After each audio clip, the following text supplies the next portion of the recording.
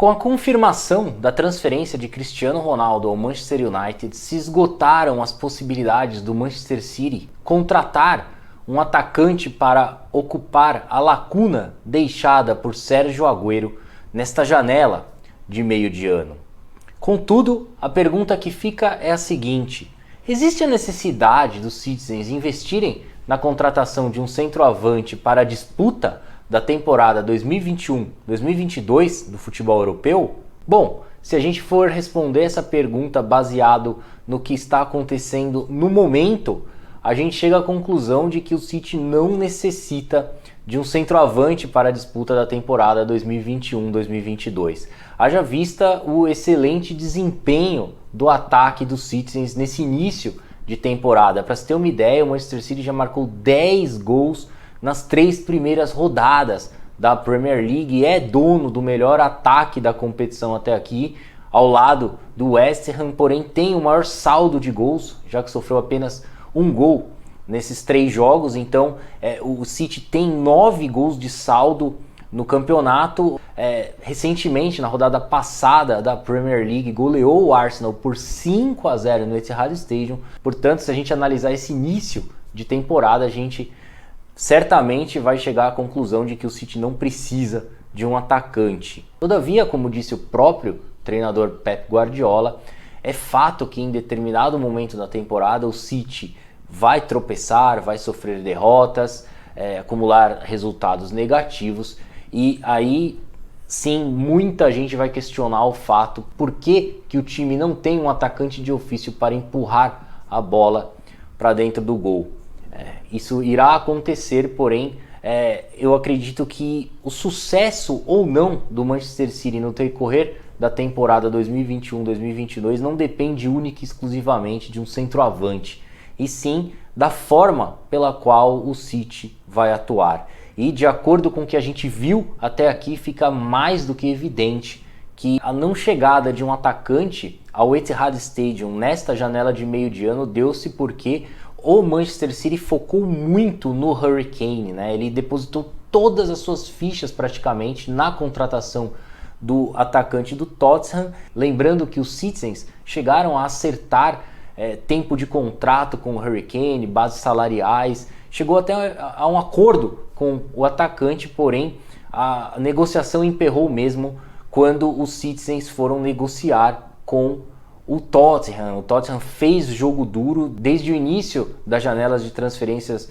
sempre deixou bem claro que não tinha a menor intenção de se desfazer de Harry Kane, e por fim, quando chegamos aí na semana final da janela de transferências, existiam pouquíssimas alternativas para o Manchester City reforçar a sua equipe. A tentativa da diretoria dos Citizens foi trazer Cristiano Ronaldo, que demonstrava o interesse de sair da Juventus. Novamente a diretoria dos Citizens chegou a abrir conversas com Cristiano Ronaldo, tudo parecia caminhar para o lado positivo nessa negociação, porém aí entrou o Manchester United na história. A gente sabe muito bem que o Cristiano Ronaldo tem uma história, um legado em Old Trafford, e aí as alternativas, que já não eram muitas, se tornaram ainda menores, né? Como opções no mercado, o Manchester City ainda tinha Lautaro Martínez, que possivelmente não sairia da Internazionale de Milão por conta da saída de Romelu Lukaku, que já tinha se transferido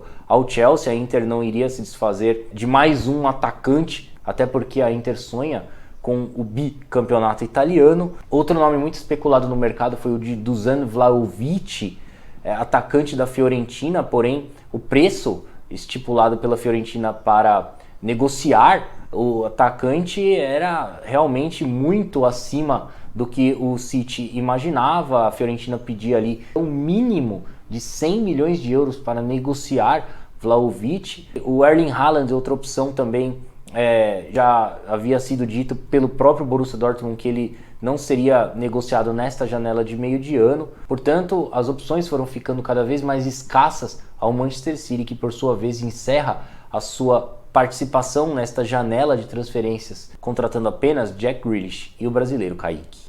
Deste modo, não restaram alternativas ao treinador Pep Guardiola que não apostar as suas fichas nos atacantes que o City tem atualmente em seu elenco. né? Como é o caso, por exemplo, do Gabriel Jesus. Gabriel Jesus chegou ao Manchester City em 2017 e de lá para cá nunca foi considerado um titular da equipe do Manchester City. Aliás, os números de Gabriel Jesus mostram isso, você pode acompanhar aí na tela. O atacante brasileiro acumula aí 198 jogos pelo Manchester City, sendo que 125 deles foram como titular. Quer dizer, o Gabriel Jesus passou muitos jogos no banco de reservas, ele iniciava como titular, na verdade, em jogos válidos pela FA Cup, pela Copa da Liga Inglesa contra adversários de menor expressão. Neste período, Gabriel Jesus marcou 83 gols, deu 37 assistências, conquistou 10 títulos nesses quase 5 anos que ele está no Manchester City. E é importante salientar que o Gabriel Jesus tem apenas 24 anos de idade. A gente cobra muito, às vezes, o Gabriel Jesus, porém, é fato que ele ainda é um jovem jogador, tem uma carreira muito promissora pela frente, chegou muito cedo ao futebol europeu, e por essa razão muita gente tem a impressão que ele é mais velho, mas não, ele ainda está com 24 anos de idade, e isso é no comum entre jogadores mais jovens, né? Às vezes você chega em determinado clube e não rende o esperado por conta da imaturidade, né? O Romelu Lukaku, por exemplo, quando chegou ao Chelsea aos 18 anos de idade, jogou 12 jogos, não marcou nenhum gol, foi considerado uma contratação muito ruim realizada pelo clube londrino, e só depois, quando ele passou pelo Everton, Manchester United e Inter de Milão, ele conseguiu ir ganhando bagagem na carreira para regressar ao Chelsea, sendo o atacante que ele é hoje. Então o Gabriel Jesus tende muito a evoluir nas mãos de Pep Guardiola, e o mesmo ocorre com o jovem atacante espanhol Ferran Torres, de 21 anos de idade, ele que chegou ao Manchester City na temporada passada e começou muito bem a sua caminhada na atual edição da Premier League. Em 3 jogos disputados já marcou 2 gols, deu uma assistência.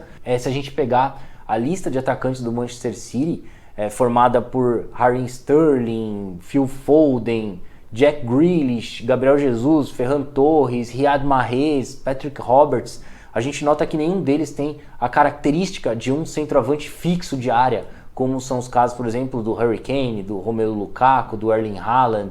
Desta maneira, caso o Manchester City não tenha um desempenho ofensivo meramente razoável até a próxima janela de transferências que se abrirá em janeiro do ano que vem, muito provavelmente um centroavante chegará ao Manchester City no meio da temporada. Mas caso a performance da equipe continue boa, como ocorre na atualidade, é certo que os Citizens não contratarão um atacante nesta temporada. Bom, então é isso aí, eu vou ficando por aqui, eu agradeço mais uma vez a sua atenção e peço a gentileza para que você deixe o seu like, inscreva-se em nosso canal e siga as nossas redes sociais através do site soccerblog.com.br. Você terá acesso a todos os links de nossas redes sociais e a todo o nosso conteúdo na internet. Um forte abraço, até a próxima. Tchau, tchau.